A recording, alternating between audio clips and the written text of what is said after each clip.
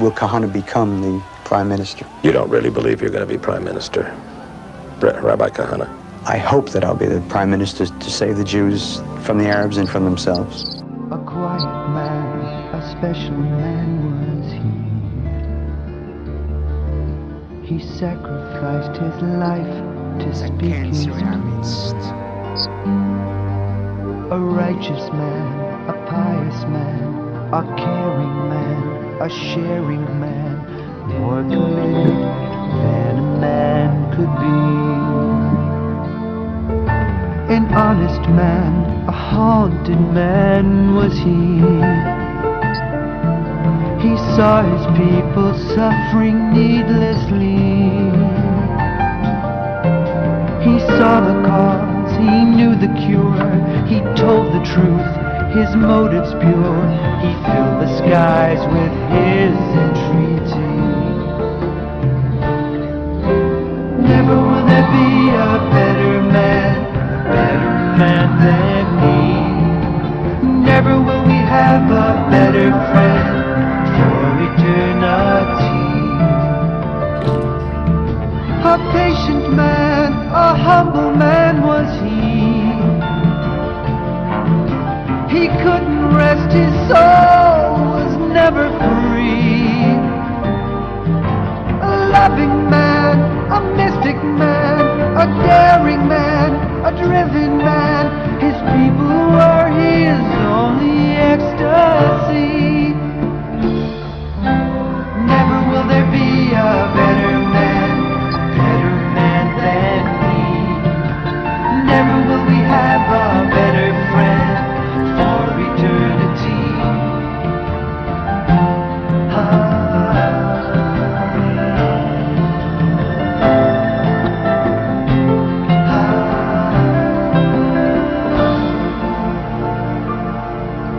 Truth and honesty were the key.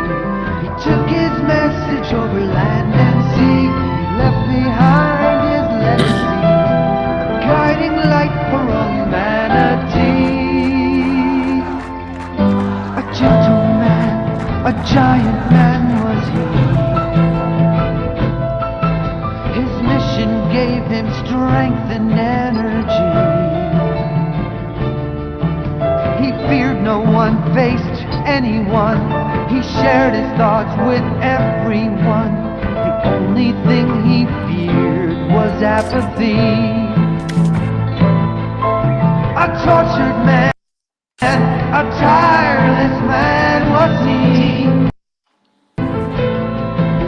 He could not rest though he was so weary.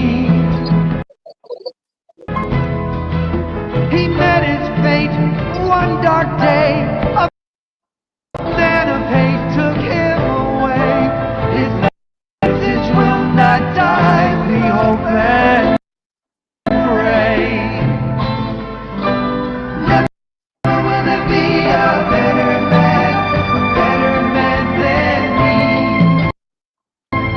Never will we have a better friend for eternity. Never will there be a better man than me. Never will we have a better friend for eternity. Never will there be a better man.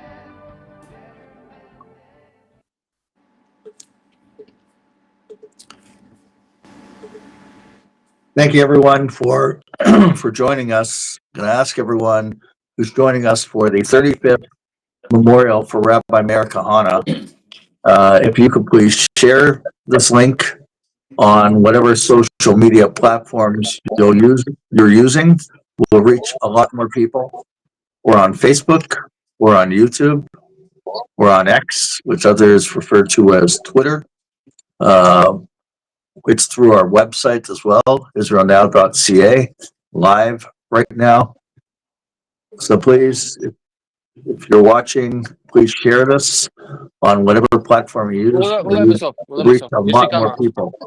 וכך המספר שלי בסוף. Now, we have a number of guests who are on our program. on our platform right now. We're going to be discussing Rabbi Kahane and their experience with Rabbi Kahane. But before that, we have a few very short clips of Rabbi Kahane that really addresses the issues that we are going through today. Now, a lot of people think that Israel has to be entirely dependent on the United States, and therefore you have, even from the conservative right in the United States, people such as Tucker Carlson and others that are saying we shouldn't have anything to do with Israel. Let me put something into perspective. Our year right now, 2025, the GDP of Israel is approximately 640 billion. The United States foreign aid to Israel is approximately 3.8 billion.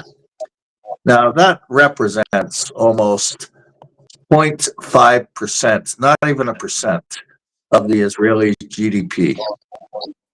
Now, we like to have friends, Israel would like to have friends throughout the world, but we're facing an enemy that does not believe in any kind of coexistence with the Jewish state, but believes that the entire Jewish state should be annihilated, totally destroyed. And their example was October 7th, and the supporters of Hamas, who are marching throughout the world, are making it very clear. They celebrated the October 7th slaughter of Israelis, and they continue to promote and say that it was a great thing. And the Tucker Carlsons are buying into this, accusing Israel of genocide. The war has gone on for 2 years, and maybe to a lot of people it's too long.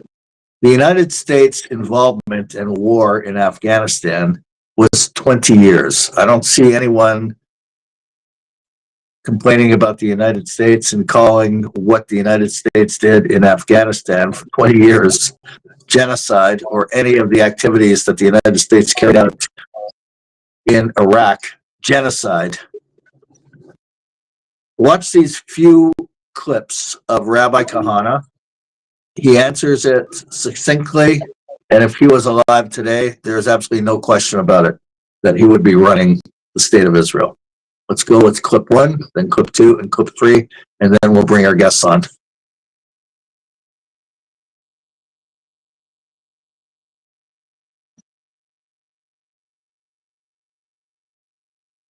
Now, it has to be spoken about, and people will be upset and angry and fight and so on because they don't want to hear it. I remember once speaking in a synagogue in Roslyn, on Long Island. What is synagogue? And I spoke that, and I said it could happen here too. And suddenly, someone jumped up and started shouting, "It's not true! You're a liar!" And he had a thick Jewish accent, and I saw he was a survivor, and I understood what he was really saying. I went through that. Don't tell me it can happen again. I don't want to hear it. That's what he was telling me. That's the tragedy. So you shoot the messenger.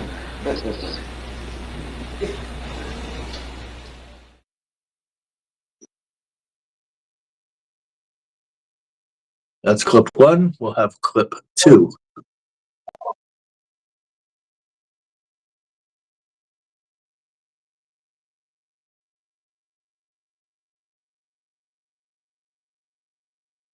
Know how old you are, but I remember I was a youngster in World War II, and I remember every night the Allied bombers going over German cities and bombing those cities with 1,000 bombers at a time.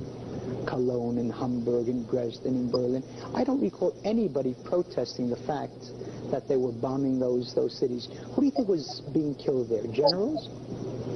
When you're in a war against an implacable enemy, and especially the Arabs, who for 60 years have massacred Jews, have raped women, who would wipe out Israel if they could, I don't weep for them. It's that simple. It's my enemy, and I don't weep for my enemy.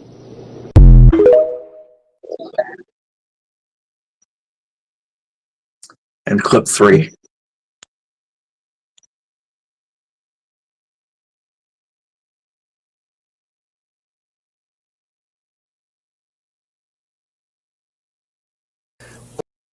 With is the survival of Israel. If the American Jews like it, fine, and if not, too bad. And if the world likes it, fine, and if not, too bad. The world has a tendency to love Jews after every Holocaust. Well, I'd rather have a Jewish state that is hated by the world than a Holocaust that's loved by it. Rabbi Kahane, you speak as if you were a man of hate. Are you a man of hate? It's incredible. I can't believe that people don't realize that when the Bible says that there's a time to love and a time to hate, there is a time to love and a time to hate. If I were sitting here now during World War II and saying what I just said about the Germans, would you say that I'm a man of hate? Of course not. I don't love people who want to kill me. I do love people that don't want to kill me. The Arabs want to kill the Jews. They were killing Jews in the 1920s, in the 1930s. What did they want then? I know what they wanted then. They didn't want a Jewish state. That's what they don't want now either.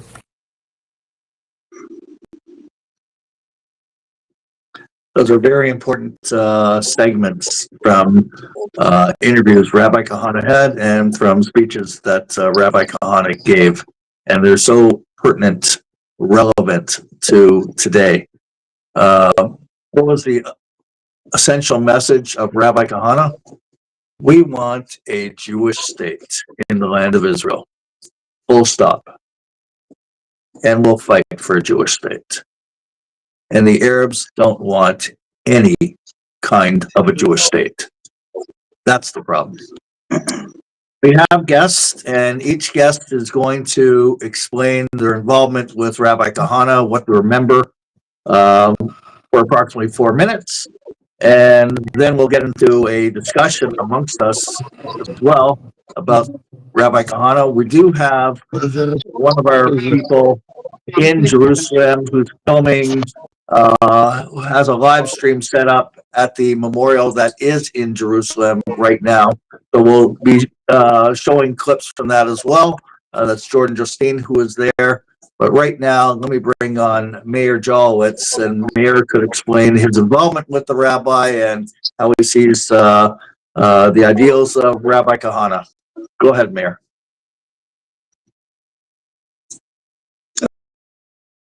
A pleasure to be with you, activists, former activists as well. My involvement with the rabbi goes back a long time. Never mind the fact that he'd actually married my wife and I, and was son duck to my oldest son. Just a wonderful personal thing. I was the national chairman of the Jew League in 1981, 82, and 83. I was an outsider, so to speak, because before then, I lived in places where there was no Jewish Defense League, even though I was raised in a family, 2 Holocaust survivors, where we were Kahane types long before the rabbi actually established the Jewish Defense League. We all know the rabbi's political proclivities. He was courageous, he was committed, he was certainly dedicated and daring, audacious. He was often brazen, always controversial, never, ever apologetic. The remarkable thing about the rabbi, it was personified by one thing and one thing alone, Ahavat Yisrael. It's what he lived for. And the rabbi, we who knew him and those who observed him, understood one thing. He feared only God. It's the only thing that he feared. But there was a human dimension to him that allow me 3 minutes, and I do apologize in advance. I've got a radio show that I've got to run to, my own, that I host, so I might not be with you at the end of this. In 1978, just very briefly, I led a group of teenagers from Arizona, 17 and 18 years old, 35 of them, for 35 days in Israel. When we were in Jerusalem, I'd mentioned that I was going to go visit the rabbi when we had a few off hours. And I was joined by all 35 teenagers, and they went to see, on 31 Yushishkin Street, his Museum of the Potential Holocaust. And the rabbi gave them a 15 or 20-minute talk about the fact that there's only one place where Jewish destiny can be fully realized, and that, of course, is in Eretz Israel. It was a wonderful, uplifting talk about Jewish pride, Jewish heritage, and ultimately Jewish destiny. When the rabbi... Oh, what happened to the connection? We just lost Mayor Jolowitz. We did. As soon as he's back, I'll put him back on. But his is the only connection, which seems to be not a good connection. But Alex, you need to rotate your camera. Otherwise, when you're on the screen, it's going to look like you're lying down in a pristine fashion.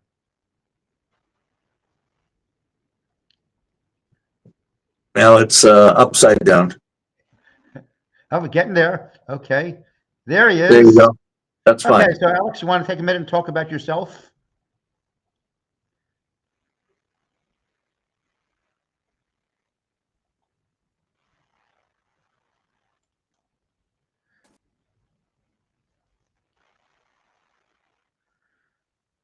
Well, Meir, you're clear as can be. So why don't you keep talking until we have him? Okay. I think Mayor just came back on. And so is, let's see. Well, Well, Baruch Marzel is on. I see that. he is. You want him to say a couple of words while Alex gets situated? Yes, yes. Okay. Take it away. Baruch Marzel, please, you're on live right now. So if you could explain your involvement with the rabbi and what you see the issues today pertinent to the rabbi. I'm coming now from Har HaMenuchot, from the cemetery that our Rabbi God will avenge his blood, Rabbi Meir Kahane, Zecher Tzadik V'Kadosh Livracha, God will avenge his blood.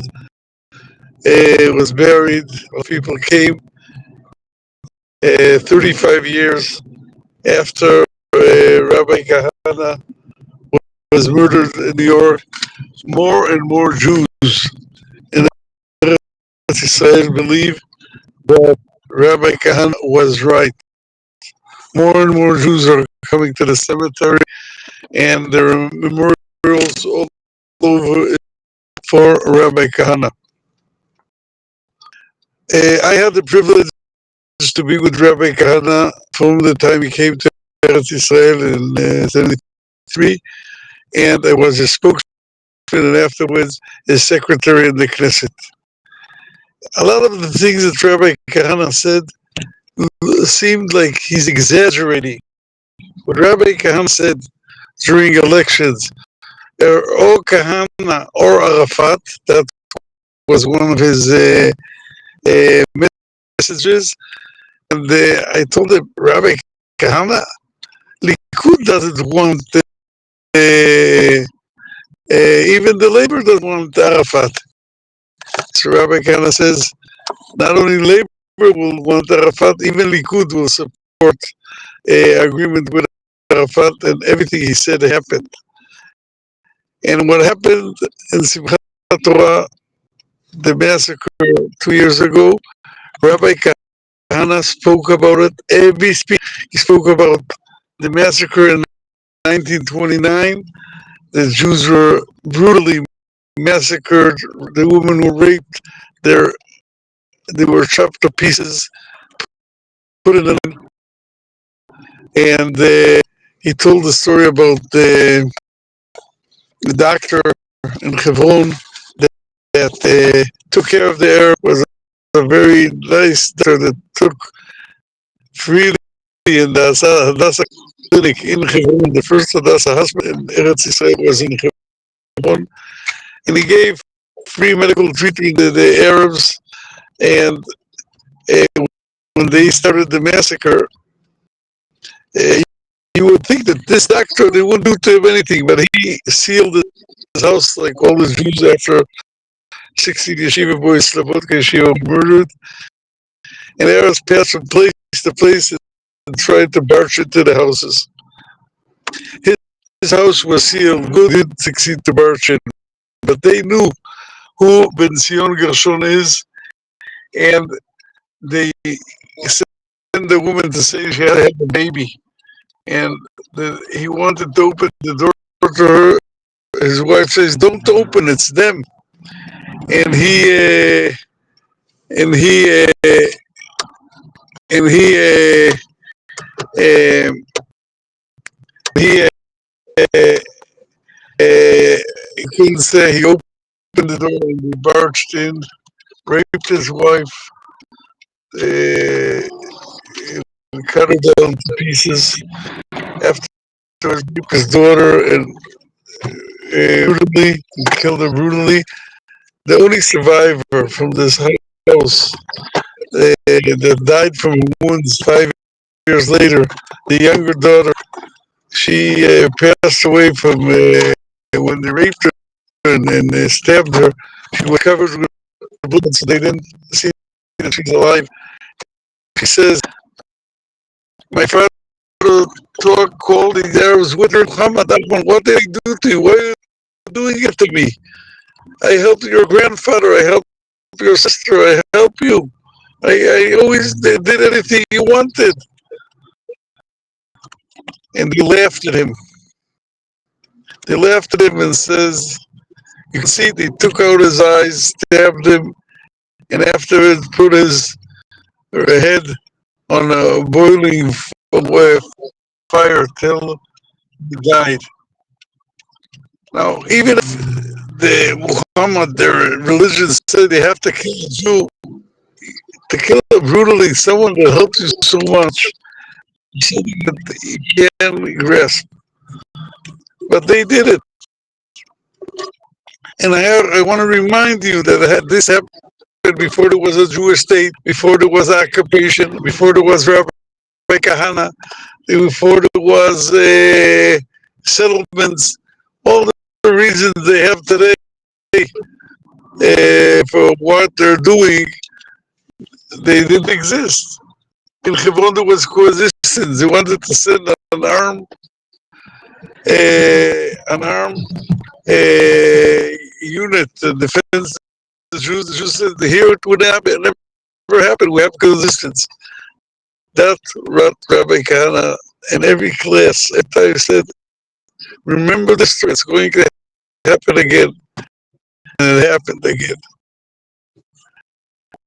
As if we'll learn the lesson. Unfortunately,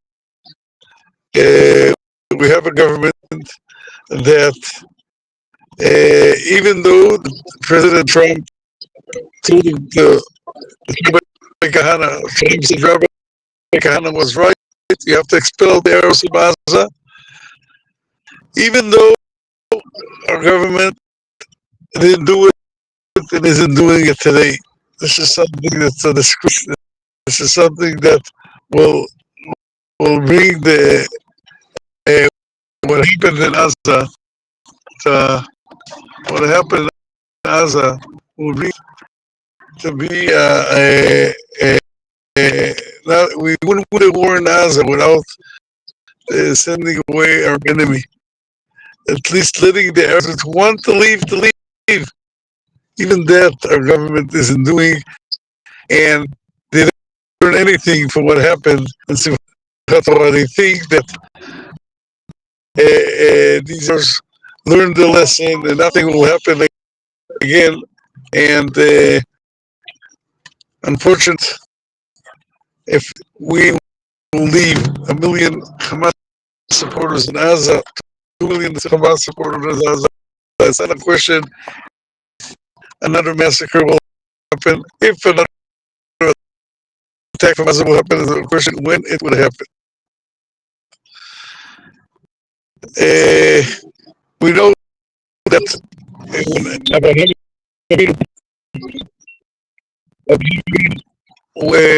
when went,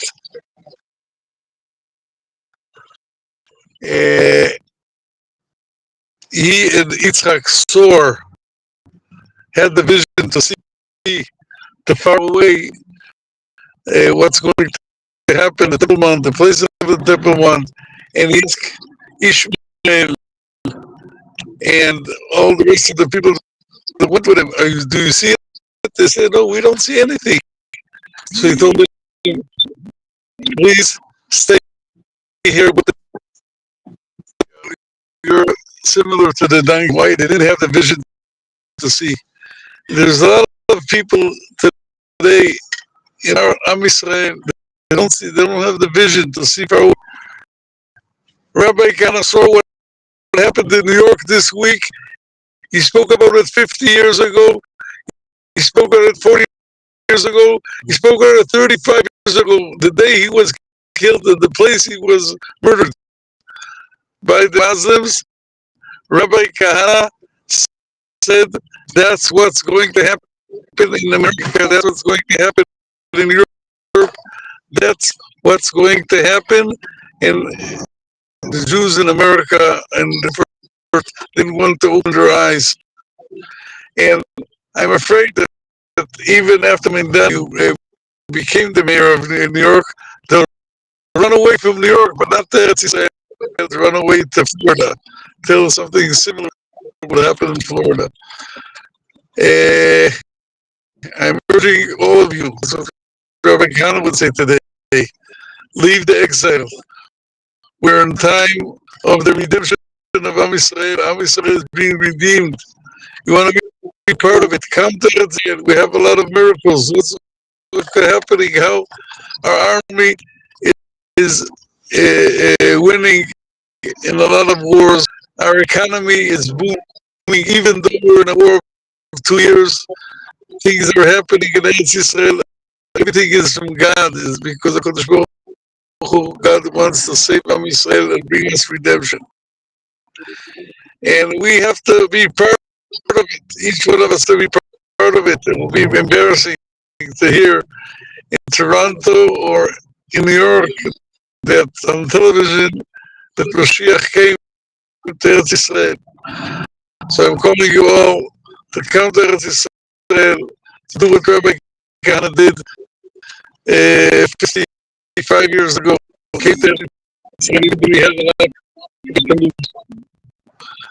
Thank you, Barak. Thank you very much.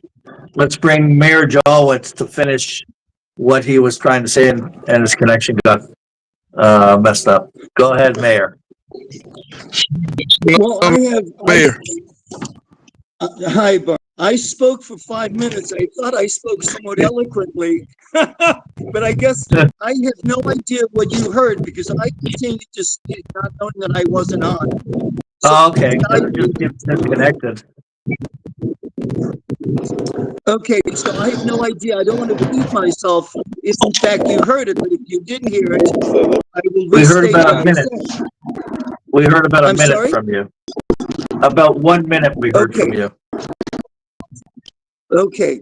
All right, so let me just pick it up. I talked So about the fact that Rabbi Kahane, where it stopped is when you brought the 35 students to meet the rabbi at Usiskin, and then it stopped. Okay, thank you. The reason I started to tell that story, and I'll tell it again now so it can be heard, was to offer a human dimension, a human side of the rabbi that many people, and I'm not speaking about present company, didn't understand about the man. He was driven by Ahavat Yisrael. It personified everything that he was. I mentioned that the only thing that he ever feared was God. And he understood that there was a mission that needed to be undertaken. The story that I told was that I brought 35 students, 17 and 18 years old, who were visiting Israel for 35 days. We went to the Museum of the Potential Holocaust on Yushishkin Street, 31 Yushishkin Street. And what was remarkable was that the rabbi spoke to them for 20 minutes, quite wonderfully, an eloquent presentation to young people, talking about the fact that Jewish destiny, as was true of Jewish heritage, and the Jewish future was in Israel only, to live there as proud Jews.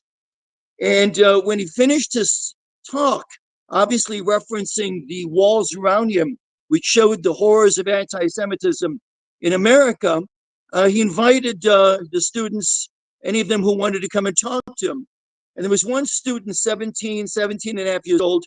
I remember the name, Mike Berman, who later became a doctor, who went and grabbed grabbed Rabbi Kahane and they sat in a corner while the other students were looking at the displays at the museum.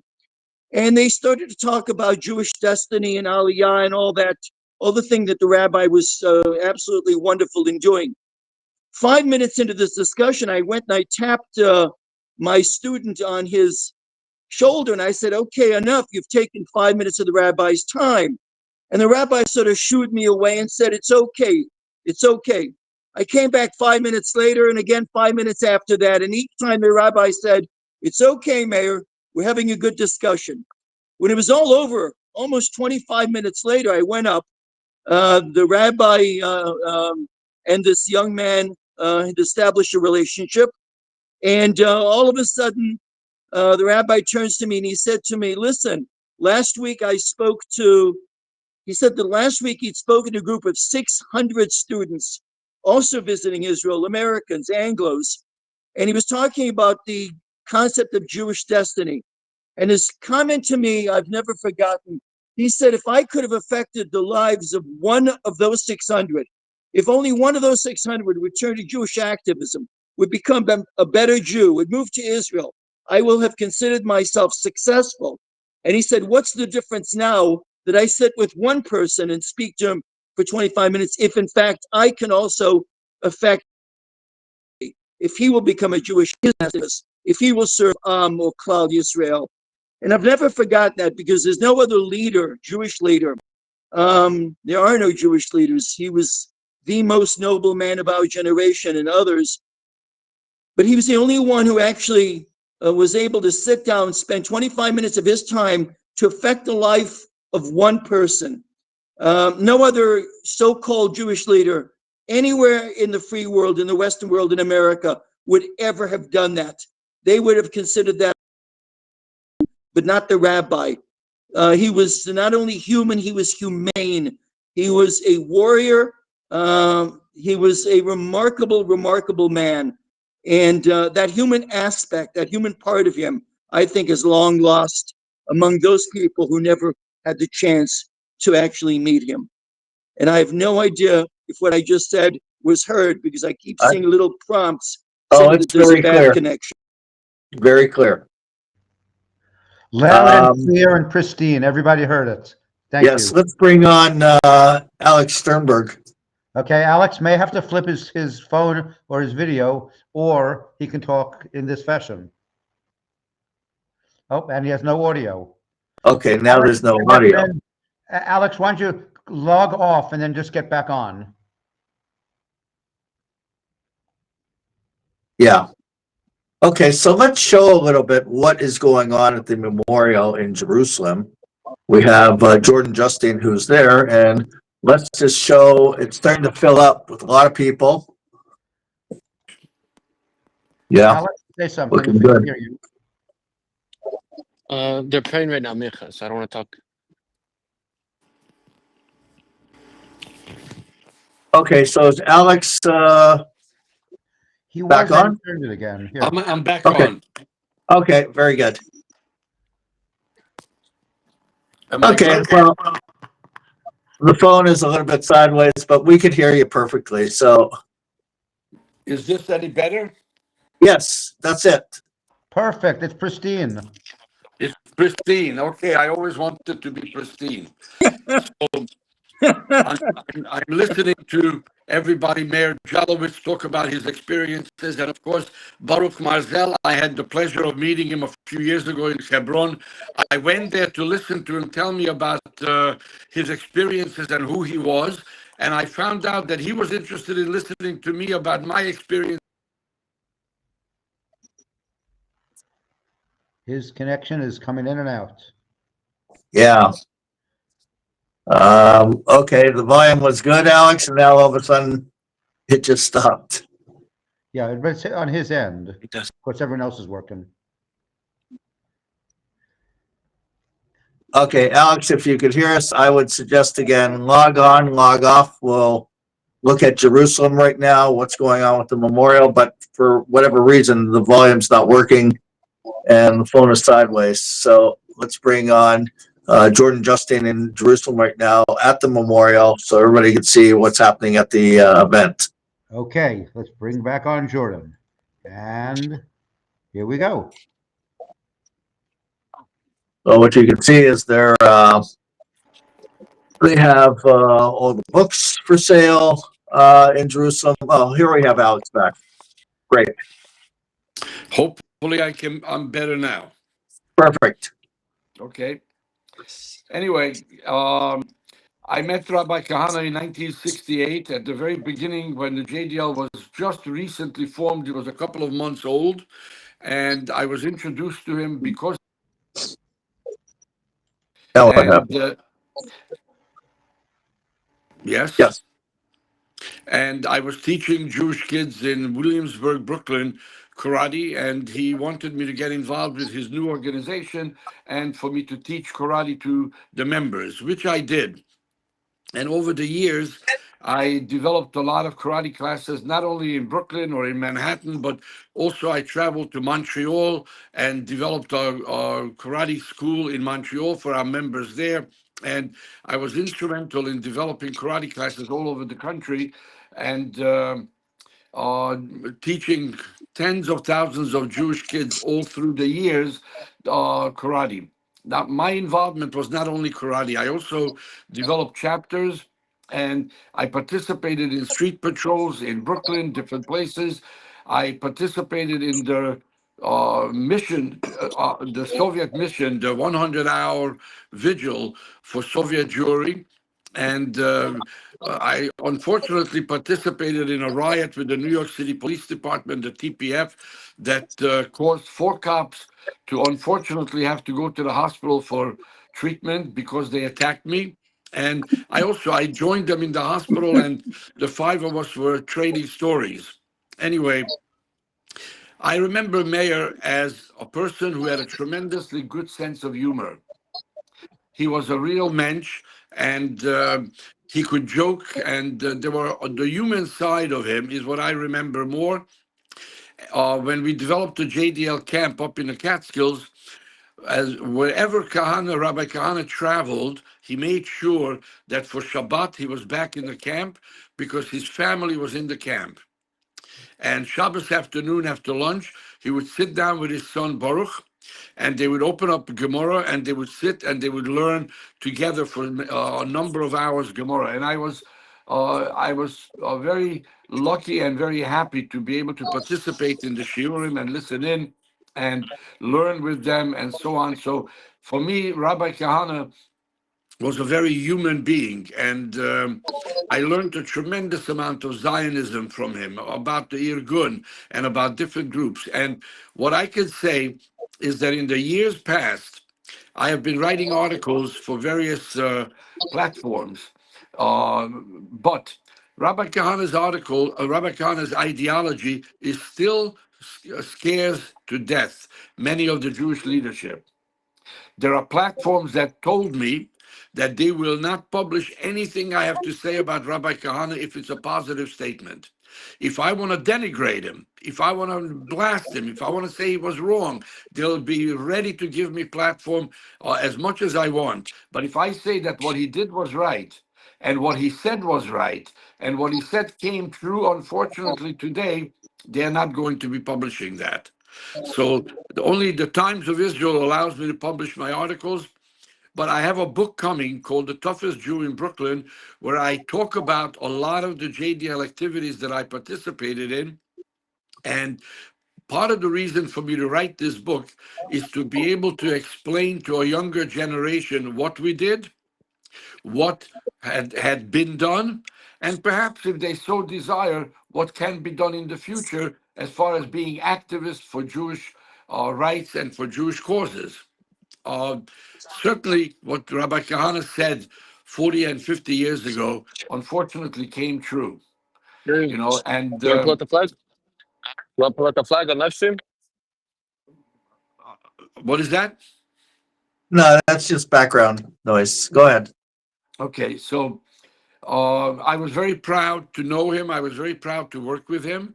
I drove him to the airport in 1971 when he was on his way to make Aliyah in Israel. And over the years, I visited him in Israel a number of times, and we had a relationship, even though he had been in Israel and he got involved with political situation in Israel, but we had a relationship that was based on not only mutual respect, but I loved Rabbi Kahane, and I was extremely happy that I was able to meet him and learn from him and study from him. Alex, let me ask you a question. Then I'm going to ask Mayor Jolowitz a question. So the question is, how do you see Jewish security today when you see Hamas gangs and we see a certain response in the Jewish community, but we're from the Jewish Defense League, and we know what we have done and what you have done, what you have been involved with. How do you see the situation? Pros, cons, criticisms. Go ahead. Well, number one, the situation is very, very different today than it was in 1968, 69, 70. We had been demonstrating on the campuses at Columbia, at City College, at Brooklyn College, and there were times when we faced hundreds and hundreds of counter demonstrators or people that were against what we were for.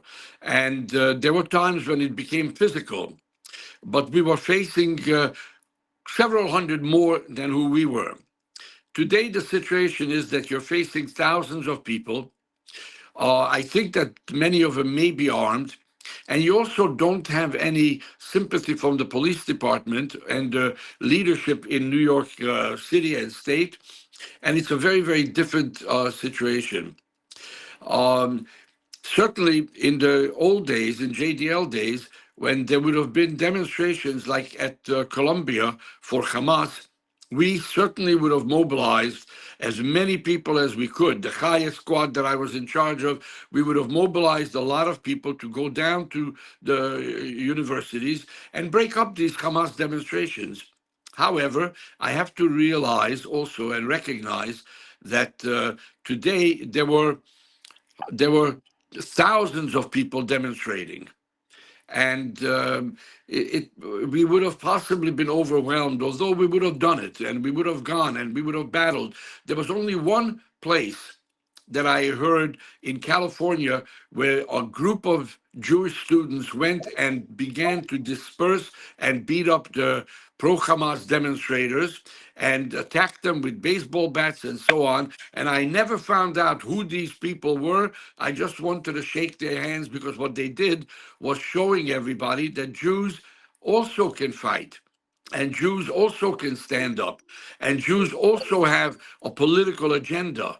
We want to make sure that people understand we are not for those that are advocating for the annihilation of Jews in Israel or Jews outside of Israel. So I certainly would think that if we had the organization today, we would be doing as much as we could, and we would stand up for our principles. You got to remember one thing. What made Rabbi Kahane very unique, among the many things, not only his knowledge and his passion for Zionism and Jewish survival, but he was willing to take the brunt. He led the fight. And most of the Jewish leadership, even if they agree, they don't have the courage to lead the fight. Rabbi Kahane had put a target on his back, which ultimately ended in his assassination, because he had the courage to be there and be in the thick of it and be there leading. He wasn't leading from the office, he was leading from the demonstrations, and he was in the front line all the time. You know, we had a demonstration against the Black Panthers in Harlem. The day before we went, without telling anybody, Rabbi Kahane went up to Harlem, went up to the Panther headquarters, and he started to speak to them, etc. He reconnoitered, see what was going on. When I found out about it the next day, I said to him, "Are you insane? You went by yourself?" And he said, "Don't worry about it. You know, I can take care of myself."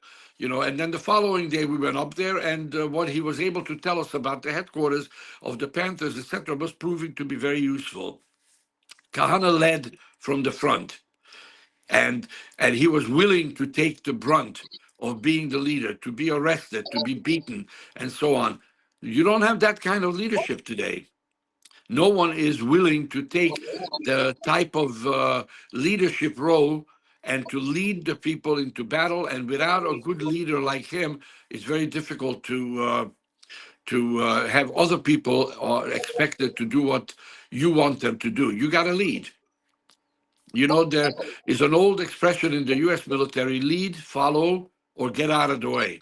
Right. So the present Jewish leadership is not willing to lead. They're not even willing to follow, and they certainly don't want to get out of the way. This is a problem today. Right. 100%. Question for Mayor Jolowitz. Mayor, you're fully aware of so-called PR war. We have the Candace Owens, we have the Tucker Carlsons. I mentioned at the start of the show that of this episode that we're on about the GDP in Israel, that Israel is extremely successful and could probably be should aim for self-sufficiency. It's great to have friends and all that, but what is your perspective on the PR battle? And we know what the rabbi had to say about what our end goal should be and what the vision should be. How do you see everything? Yeah. Well, it's been quite a number of years since Israel actually cut itself off from American economic aid. A lot of people don't realize it. The $3.8 billion that you spoke about is in the form of military aid only. And when one says aid, one should absolutely stipulate to remind the listener that that money must be, by law, spent in the United States. So in essence, the United States is giving Israel $3.8 billion that Israel needs to spend in the United States for military arms. The mistake that was made by several Israeli prime ministers and endorsed actually by Israel's IDF is a terrible mistake that we learned not only on October 7th, but in the months following, when all of a sudden we became beholden to the Biden administration and Blinken, who decided to embargo, was the fact that the United States convinced Israel, and Israel willingly went along, with the fact that the United States would always provide Israel with its military needs, that there was no need for Israel to manufacture its own arsenal of weapons, small and large. It's a mistake that needs to be rectified. It can't be rectified in a month or a year. It needs to be undertaken right now. It needs to be a massive, massive project, whatever the cost. Israel needs to become militarily self-sufficient. Israel, as used, must be cut off voluntarily. We thank the United States, but we will not be held prisoner by virtue of the fact that you have control of our armaments. I do want to say something. There's something about Rabbi Kahane's activism, which sort of personifies the struggle that Israel is undergoing today internationally. From a political or philosophical dimension, there's a certain underpinning which connects the two. Israel has been demonized by the world, delegitimized. And one could explain there is a rational or an irrational explanation. That is, if the Jewish state, and I emphasize Jewish, was right, then the others are wrong. The same thing was true of Rabbi Kahane. If the rabbi was right, if the philosophy of the Jewish Defense League and later Kach was right on the issue of anti-Semitism, on the issue of Soviet Jewry going back those decades, on the issue of Arabs in Israel and Arabs surrounding Israel. If the rabbi was right, it meant that they, the establishment, which was so opposed to him, was necessarily wrong. And therefore, whatever he preached, they needed to somehow debunk. They needed to oppose, because in essence, it was an indictment of who they were and what they didn't do. One example of it, the only time that the rabbi had an op-ed that actually appeared in the New York Times was in July of 1982.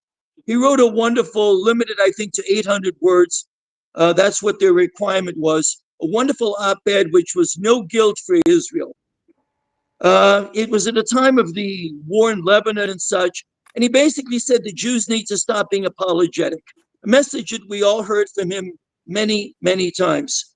And it was a wonderful piece in which he basically told Israel to stand firm, stand tall, not apologize for it having to defend its right to exist by any measure necessary. As an example, I took that piece that appeared in the New York Times with his byline, and I tried to give it to one or two Anglo-Jewish publications in America and asked them if they would publish it, because after all, the New York Times published it. And they rejected it out of hand the moment that they saw the rabbi's byline by Rabbi Meir Kahane, and they said no. And all of a sudden it dawned on me that what they were rejecting wasn't the message that he was purveying, but rather the fact that he was the one who wrote it. I resubmitted the request that I had, and I expanded the number of people that I sent it to, once again representing the Anglo-Jewish publications in America at the time. And I sent it to them, this time without the rabbi's byline. It was simply no guilt for Israel, and it was a byline anonymous. And remarkably, every one of them decided to run it because it was such a wonderful piece. The lesson here, of course, is that the objection wasn't to the message that the rabbi delivered, because it was wonderful, it was brilliant, it was pro-Israel, it was pro-Jewish, it was pro-survival. The message that was learned from this was that they were against the rabbi as a personality, because he represented. And what he represented, to come back to what I began with, was everything that they weren't. And to this day, in many, many circles, his name is vilified. In fact, they try to disqualify Itamar Ben-Gvir in the Knesset because they associate him. They go, he's a Kahanist. All of a sudden, they've developed this term, this Kahanaism. And they use that the same way that in America, we have people trying to vilify a conservative point of view by referring to it as Nazi-like. One last comment about the rabbi. He was often referred to by the left, by the media, as a fascist because of the JDL principles and precepts. If ever in our lifetime, a generation before, and I will say a generation after, if anything personified Rabbi Kahane, he was the quintessential anti-fascist. He was the anti-fascist. And yet they control the media, they control the sound waves, they control everything. And therefore, they will continue to try to demonize the person who I have described many times as the most noble Jew of our generation and many, many others. I have another question for you, Meir. With regards to anti-Semites, Tucker Carlson and Candace Owens, they're trying to promote another type of an old anti-Semitism to accuse Israel of persecuting Christians. The rabbi, a number of years ago, tried to initiate a campaign, initiated it for a very short, brief moment, but then, nothing really didn't follow up a lot with it. And I thought it was very relevant for today that he wanted to organize a group or a subgroup called Christians for Moses. So we have the accusations from Tucker Carlson and Candace Owens that Israel is persecuting Christians, and they're receiving funding from Qatar. And we know where the Muslims come from and the Arab groups come from, that they don't hide anything. Obviously we don't get along with the Muslims. They want Israel totally wiped out. But then, so their campaign is targeting Christians to say, wait a second, you guys shouldn't support Israel. And they finance the Tucker Carlsons and the Candace Owens to spread falsehoods and lies and all that. But I personally, I think that an honest, real thinking Christian if they want to be honest, they should want to convert and become Jewish, because who they follow, their Jesus, he was Jewish, he was a rabbi, he kept the Torah, and that's really what they should want to do, and their belief and support for Israel should be ironclad if they followed what the rabbi would say, Christians for Moses. Meir, what do you have to say about that?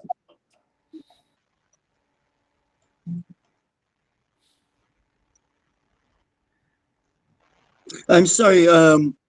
I don't know if you stopped. Much of what you said, I hope I can be heard. Much of what Okay. you asked me, and I apologize, at least on my end, was muffled by Oh, terrible really? electronic feedback. Wait, Well, but I heard the type enough. of Christian anti-Semitism from Tucker Yeah, Carlson and Candace Owens to sever yeah, ties with Israel on the bogus false claim that Israel is persecuting Christians. And then I did say the rabbi started something for a brief time, Christians for Moses. And if no, no, no. Christians were curious, okay, there you go. Yeah, I understood enough to be able to give you this answer. Okay. First of all, and I won't go into the demographics, but I will mention something that the Tuckers and others don't want to talk about, and I want to spend more time talking about the rabbi than Tucker. But as Yep. far as Bethlehem is a perfect example.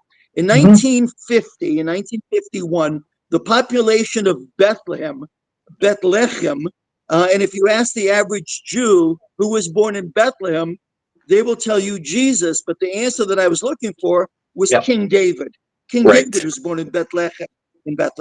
But nonetheless, 1950, 1951, the population figures showed that Bethlehem was inhabited by 82% of its population, 82% were Christians. They were Christians. Israel gave control as part of the arrangement with the PA, the Palestinian Authority, gave control of Bethlehem to the Palestinian Authority.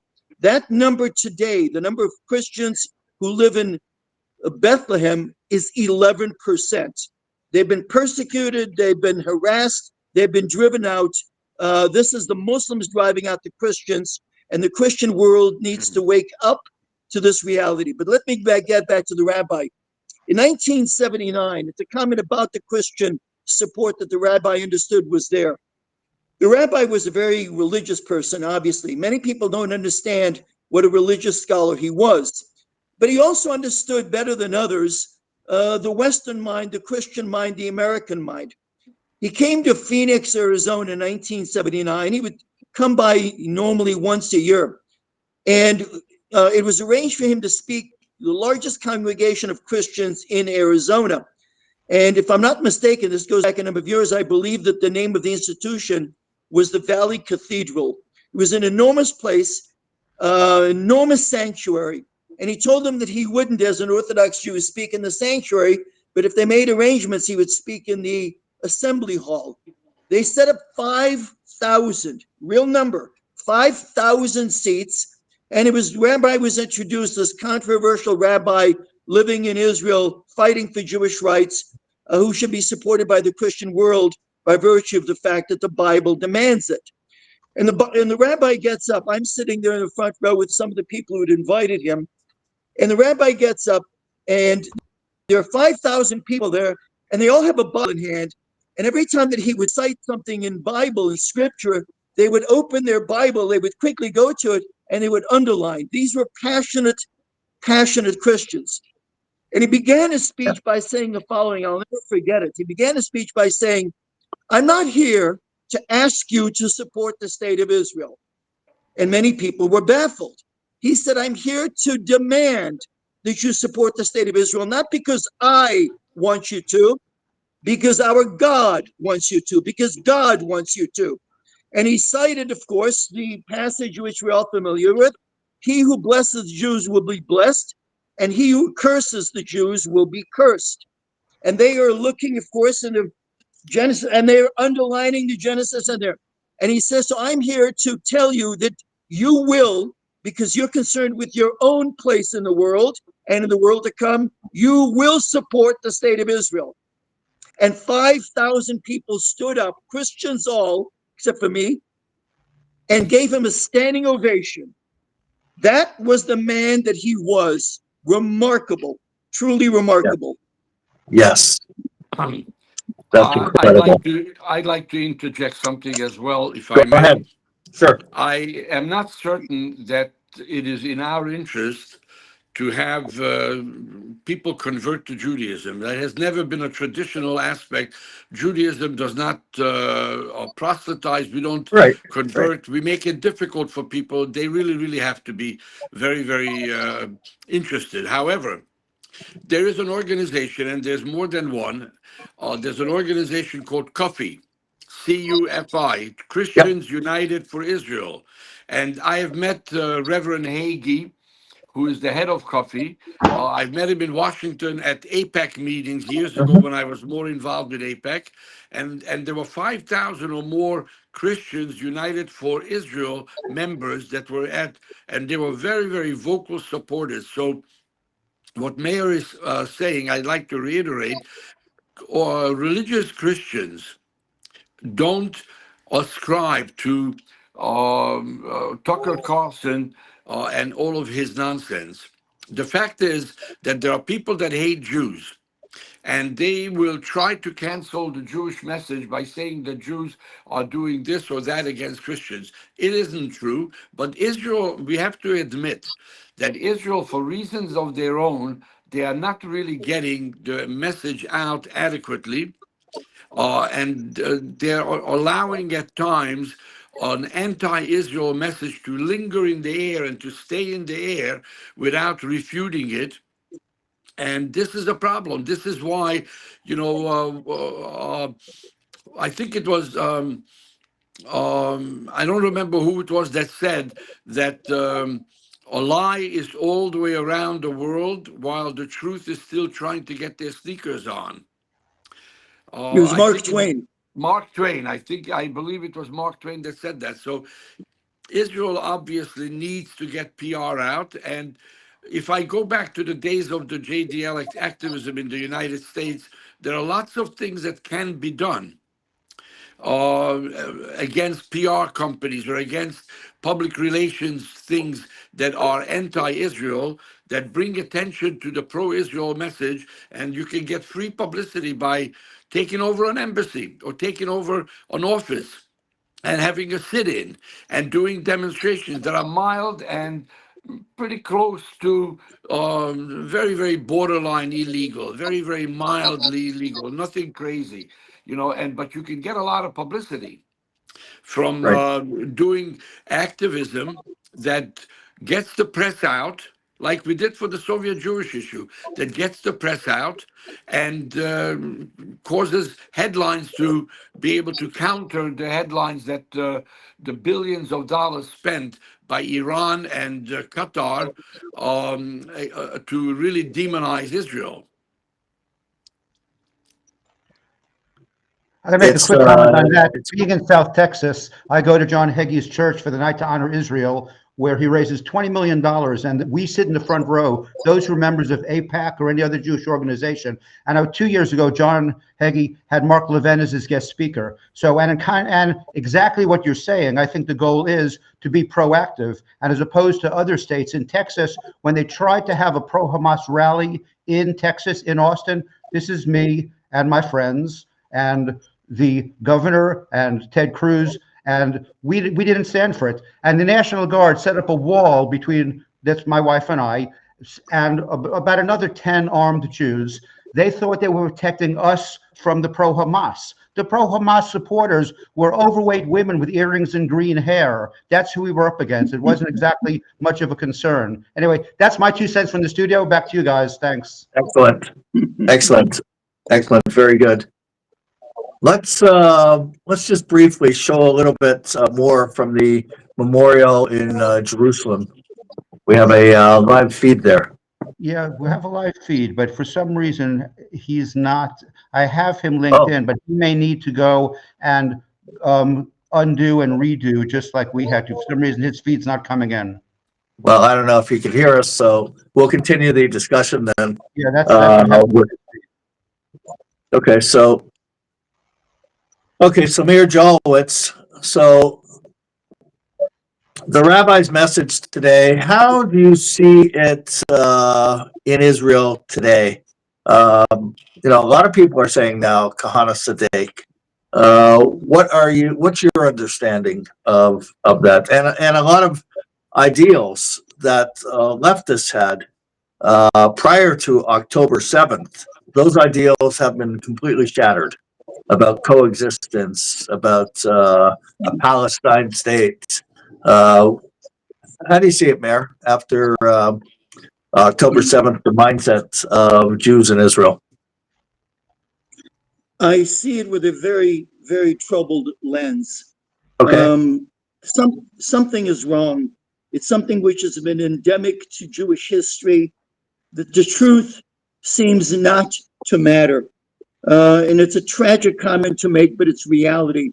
No one would have imagined on October 6th that after October 7th, of course, of 2023, that there would actually be a movement worldwide endorsed by too many so-called establishment Jews, liberal Jews, whose only ism is liberalism and it's not a Judaism, to establish a Palestinian state, a Palestinian Arab state on Israel's borders.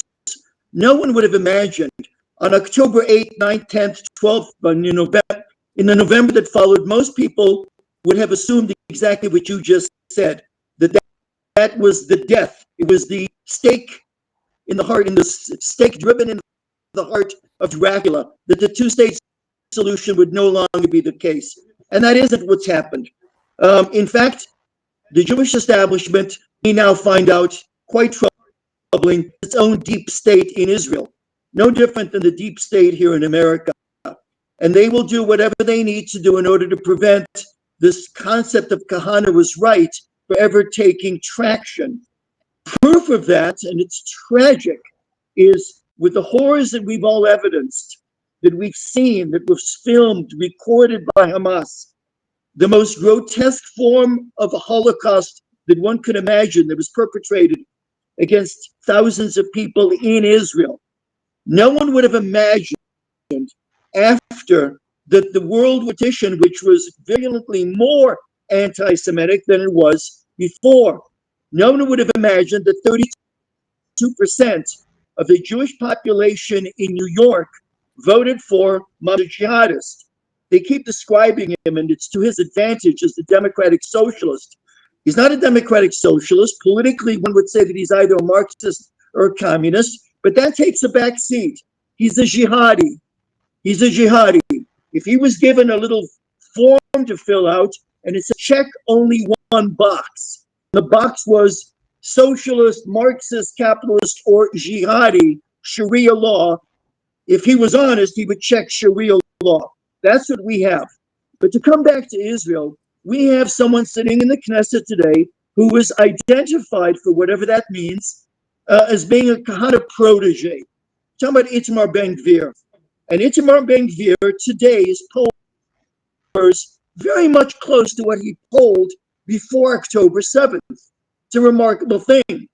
Now, again, if on October 6th, someone would dare to tell you the catastrophe that was about to follow, the catastrophe of October 7th, and ask you to conclude what effect that would have politically on the state of Israel, one would logically, common sense, suggest, oh my God, Itamar Ben-Gvir is going to get 30, he's going to get 40 seats in the Knesset. This will be a wake-up call to the nation of Israel that Rabbi Kahane was completely right, and we need to vote politically in order to endorse that. And that hasn't happened. It hasn't happened at all. It's tragic. There is a move now in the part of Israel to somehow try to mollify, to try and somehow quiet this international effort to come and govern the future of Gaza. Who would have thought that that was going to happen? It was only in February of this year, a number of months ago, that Trump talked about throwing and evicting all the Arabs, Palestinian Arabs, out of Gaza. And we all thought, oh my God, this is something wonderful that we've been waiting for a long time, given the tragic mistake of the unilateral disengagement of August of 2005. And none of that is true anymore. It's remarkable. And as I look at the clock, I apologize. I've got my own radio show that we do once weekly on a Sunday. It can also be found on podcast. And for those people out there who are followers of Rabbi Kahane, I would suggest that you Google and look for it. It's called Middle East Radio Forum. Not to be confused with Middle East Forum, it's Middle East Radio Forum. And you can pick it up on podcast of previous shows. I've got to run for that. So allow this as my closing remarks, if you would please. Yeah, so give a closing remark, and Alex will give a closing remark. Yeah. And we'll end with the first video, the song, the Rabbi Kahane song. So go ahead, Meir. Closing. Okay. Yeah. The Rabbi Kahane, a giant of Jewish history, a giant of Jewish history. He was a populist figure who threatened conventional politics. We all know that he was a prolific writer and that his pen penetrated the hearts and will Kahane become the prime minister? You don't really believe you're going to be prime minister, Rabbi? Am I missing something? Oh. There you go. No, go ahead, Meir. Okay. The Rabbi was a prolific writer. His pen, I was going to say, penetrated the hearts and the souls of so many Jewish youth and affected Jews in a way that nobody else, perhaps going back to the days of Jabotinsky when he tried to awaken the Jews in Europe. Rabbi had a theme which was endemic to everything that he said.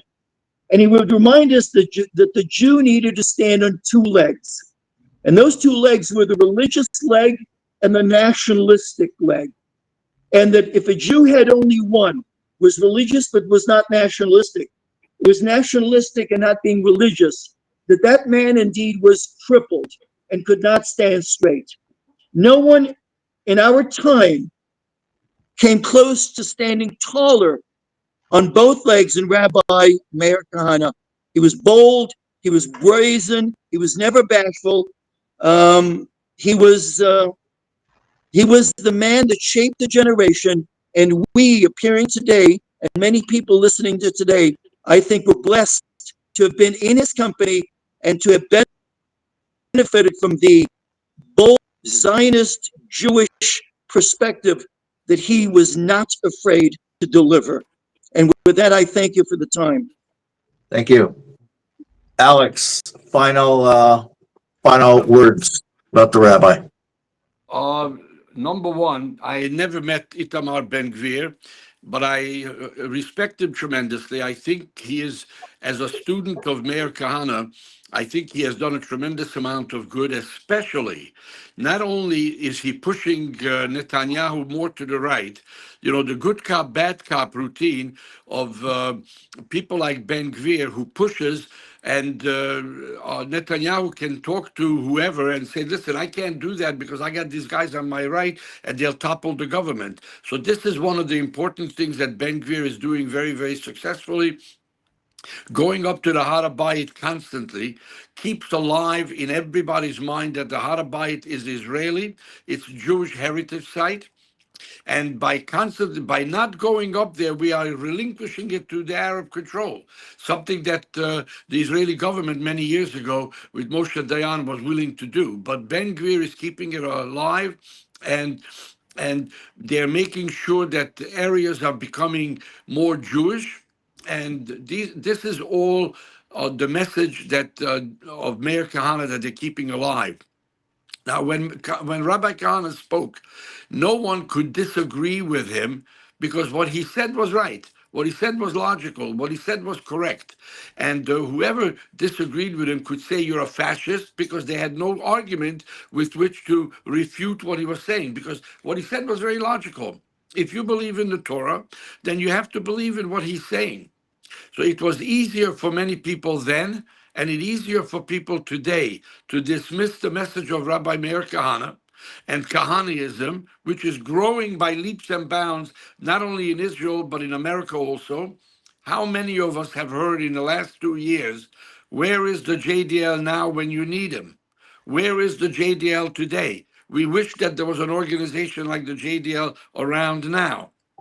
We all have heard this, every one of us that has been involved with the Jewish Defense League and with Meir Kahane years ago. So if you agree with him, You have to do something.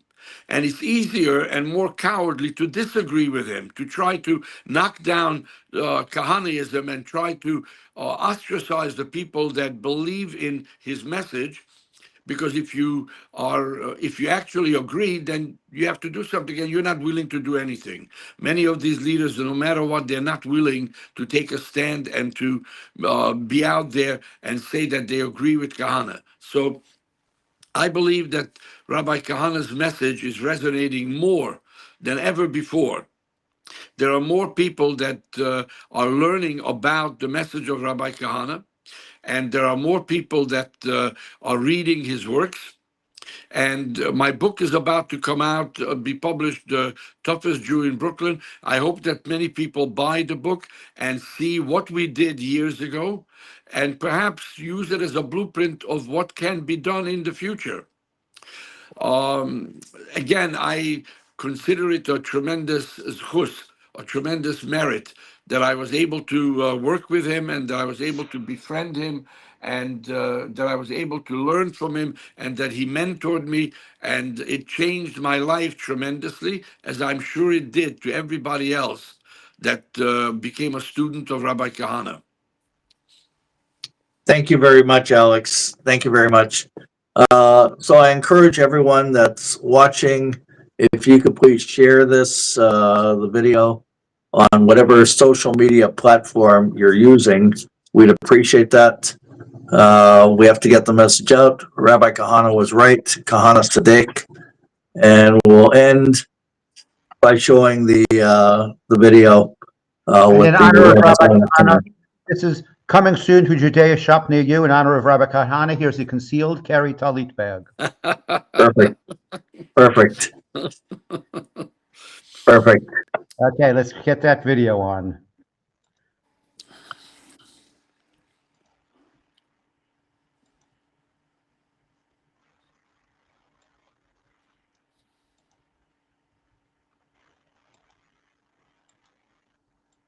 You don't really believe you're going to be prime minister, Rabbi Kahane? I hope that I'll be the prime minister to save the Jews from the Arabs and from themselves. A quiet man, a special man was he. He sacrificed his life to speak his midst. A righteous man, a pious man, a caring man, a sharing man, more committed than a man could be. An honest man, a haunted man was he. He saw his people suffering needlessly. He saw the cause, he knew the cure, he told the truth, his motives pure. He filled the skies with his entreaty. Never will there be a better man than me. Never will we have a better friend for eternity. A patient man, a humble man was he. He couldn't rest, his soul was never free. A loving man, a mystic man, a daring man, a driven man. His people were his only ecstasy. Never will there be a better man than me. Never will we have a better friend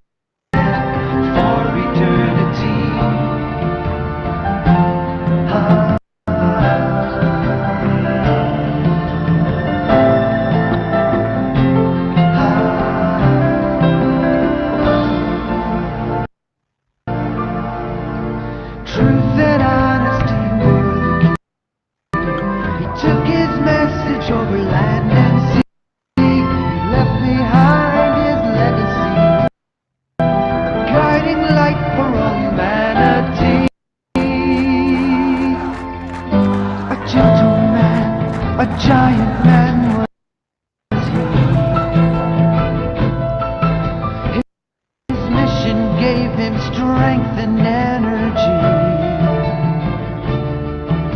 He feared no one, faced anyone. He shared his thoughts with everyone. The only thing he feared was apathy. A tortured man, a tireless man was he. He could not rest though he was so weary. He met his fate one dark day. A man of hate took him away. His message will not die, we hope and pray. Never will there be a better man than me. Never will we have a better friend for eternity. Never will there be a better man than me. Never will we have a better friend for eternity. Never will there be a better man.